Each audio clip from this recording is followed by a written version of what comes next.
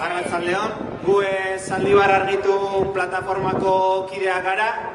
Eta, lehenik eta behin, mila esker Larreko Mahaiko kideei gure herri plataforma ekitaldi honetara gonbidatzea gaitzu. Oso larria da gure herrietan gertatu dena. Beraien zaborra erori zaigu buru gainera literalki. Joakin eta Alberto oraindik lur azpian daude eta bereientzako da gure lehendabiziko oroimena eta ipua.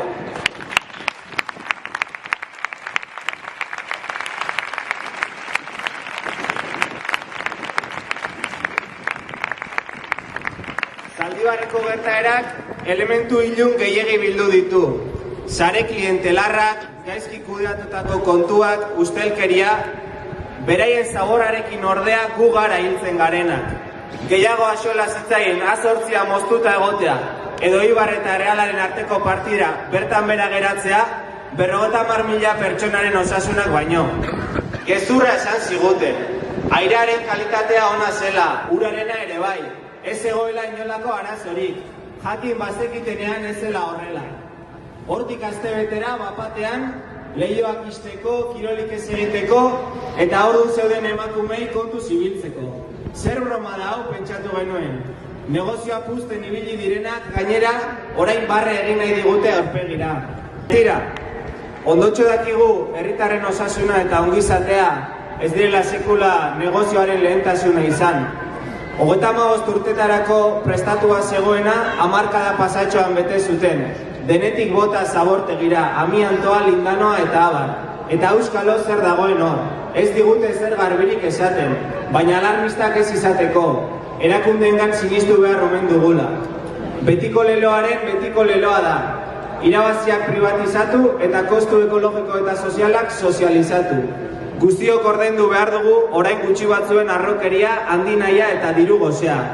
Ez soilik diru publikoarekin, geure gorputzarekin baizik, geure bizitzarekin.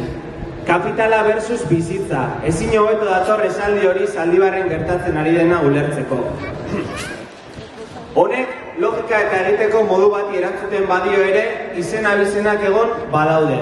Non daude erantzukizunak?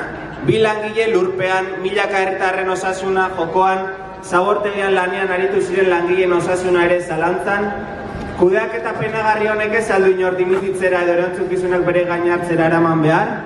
Jaurlaritza, zertan ari zarete? Non dago lehendakaria? Non dago urteetan Eibarko alkate izan zen eta orain ingurumen sailburu den Iñaki Arriola jauna?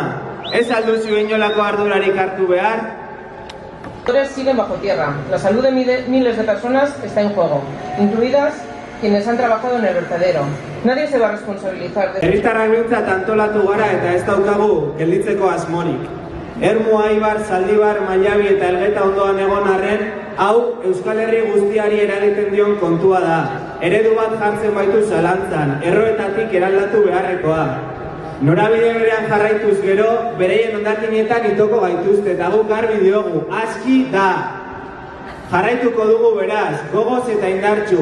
Joakin eta Alberto aurkitu arte, gure osasunaren eta bizitzaren defentsan, eta erantzunkizun politiko guztiak mahai gainean jarri arte. Zaldibar Argitu! Sobre la mesa todas y cada una de las responsabilidades políticas.